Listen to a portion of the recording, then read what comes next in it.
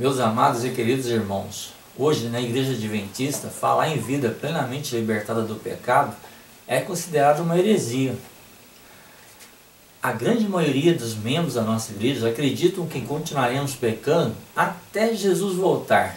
Antes daquela ocasião não tem jeito.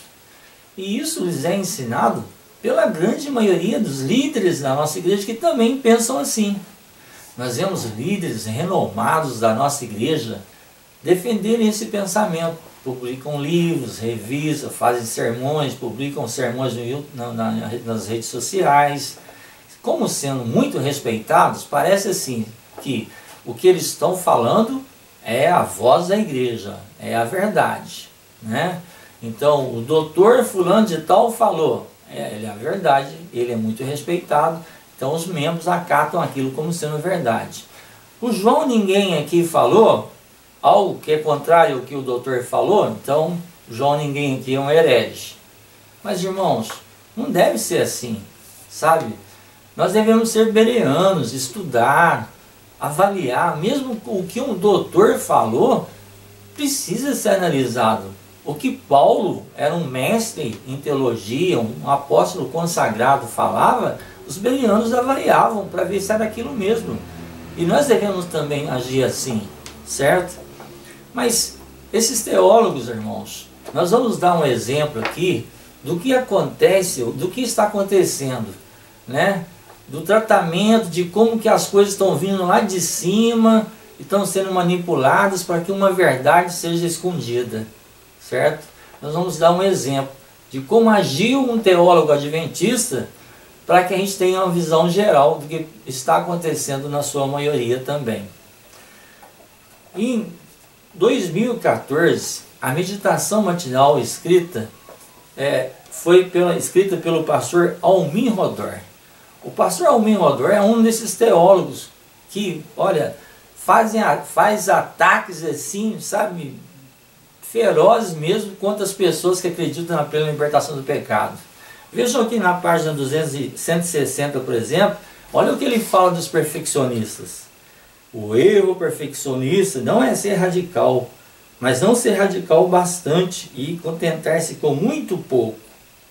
Olha, perfeccionistas, por causa de uma compreensão superficial do pecado, uma acusação, facilmente se sentem triunfantes e vitoriosos. Outra, cometem o erro de se julgarem espiritualmente superiores. Outra acusação, vítimas da síndrome de já alcancei.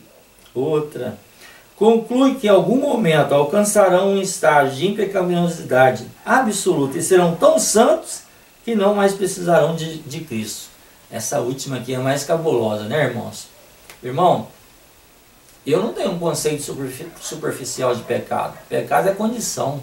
Nascemos com uma condição de depravação, mas eu acredito que essa condição pode ser mudada. Eu não acredito, não estou batendo no peito me sentindo superior aos outros e achando que estou sem pecado. Porque esse tipo de julgamento, se uma pessoa está ou não sem pecado, é uma prerrogativa de Deus. Bom, mas pouquíssimas pessoas vão ver esse vídeo, vão ver o que o João Ninguém aqui está falando. Mas quantas pessoas receberam essa meditação? Quantas pessoas? Um pastor que é referência para os pastores. Bom, irmãos, mas em 2014 eu era ancião. Era ancião da igreja do Jardim Glória. Então eu com outro ancião, nós combinamos que a cada sexta-feira nós iríamos à casa de um irmão fazer uma visita como ancião, aquela família, fazer com eles um pôr do sol. E fomos no dia 22 de agosto de 2014, na casa de uma irmã. Eu lembro bem da data, porque 22 de agosto é o meu aniversário, né? Então naquele dia, 22 de agosto, eu estava na casa dessa irmã, fazendo com ela o culto de pôr do sol. E ela trouxe a meditação matinal para ler, né? Ela quis trazer a meditação e nós então, como ela queria fazer isso, nós lemos a meditação então. Nessa página aqui, na página 238, o pastor Almin Rodor, ele fez citou um texto do Espírito de Profecia.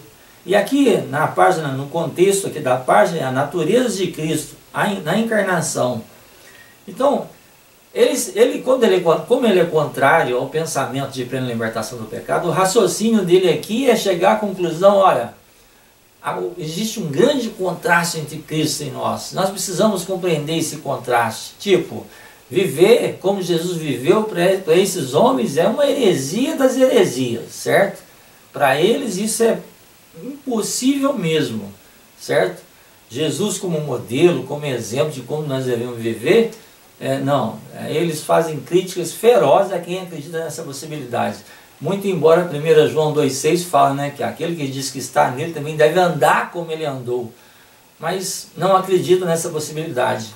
E no finalzinho aqui dessa página, desse dia 22 de agosto, tem o seguinte texto: não ver um marcante contraste entre Cristo e nós significa que não nos conhecemos a nós mesmos. Então existe um grande contraste entre Cristo e nós. Aquele que não aborrece a si mesmo não pode entender o significado da redenção. Então esse artigo foi retirado da revista RH, 25 de setembro de 1900. Mas, irmãos, eu gosto muito de ler. E quando eu ouvi aquele texto, eu percebi que eu tinha visto esse texto em um outro livro. E eu realmente tinha, irmãos. Eu tinha um outro livro. Eu tinha um outro livro que contém esse texto também. Dessa vez, o texto é o livro Ellen White e a Humanidade de Cristo. E na página 190, nós vemos esse texto que o pastor Almin Rodor citou. Ali fala assim, ó, aqui nesse livro: não enxergar o contraste marcante entre Cristo e nós é não conhecer nós mesmos. A mesma coisa, temos que existe um grande contraste entre Cristo e nós. Aquele que não aborrece a si mesmo não pode entender o significado da redenção. Mesmo texto, percebe? Só que o pastor Almin Rodor, ele omitiu uma coisinha importante aqui nesse texto. A continuação desse texto, uma frase pequenininha. Eu vou ler de novo. Aquele que não aborrece a si mesmo não pode entender o significado da redenção. Sabe qual que é o significado da redenção que vem aqui logo depois? É simplesmente esse: ser redimido significa parar de pecar. Olha, RH 25 de 9 de 1900. Mesma revista, mesmo dia, mesmo ano, mesmo artigo, mesmo texto. Só que o pastor aqui, essa parte, ser redimido significa parar de pecar, o pastor Almin Rodor omitiu. Amados, eu não posso afirmar que ele omitiu de propósito, né? Existe a possibilidade de que ele não conhecesse a continuação do texto. Mas quando nós citamos um texto, é bom a gente dar uma olhadinha no contexto ali, no contexto geral do texto ali, né? Se ele não fez isso, ele errou. Ele errou em não procurar ver o contexto do texto que ele estava usando, porque ele estava usando um texto que fala da possibilidade de plena libertação do pecado, não só possibilidade, como necessidade, né, para defender a mensagem oposta, a mensagem de que nós vamos continuar pecando até a volta de Jesus. É esse tipo de coisa que está acontecendo na Igreja Adventista. Repito, quantas pessoas leram essa meditação? Quantas pessoas viram essa meditação? Quantas pessoas vão ver essa mensagem que eu estou publicando, irmãos? É a voz de um doutor, não sei se ele já é doutorado em teologia ou mestrado, não sei, mas sei que ele é uma referência para pastor. É a voz de um teólogo renomado e a voz de um João Ninguém, que pouquíssimas pessoas terão paciência de ver esse vídeo. Mas eu creio que a verdade, irmãos, ela vai triunfar. Porque a verdade é algo de Deus. É algo que Deus tem para o seu povo. E no momento certo ela vai se levantar. Homens vão se levantar defendendo essa mensagem, mas com uma vida, com um testemunho, provando o quanto a graça de Deus pode nos regenerar. Que Deus nos liberte, irmãos. Vamos orar com a liderança da nossa igreja, para que, além de conhecer a verdade, nós possamos também, pelo poder de Deus, viver essa verdade. Pregar o Evangelho eterno, para que nós possamos ser libertados o mais rápido possível desse mundo de tanta tristeza e dor. É o meu desejo para toda a nossa amada igreja.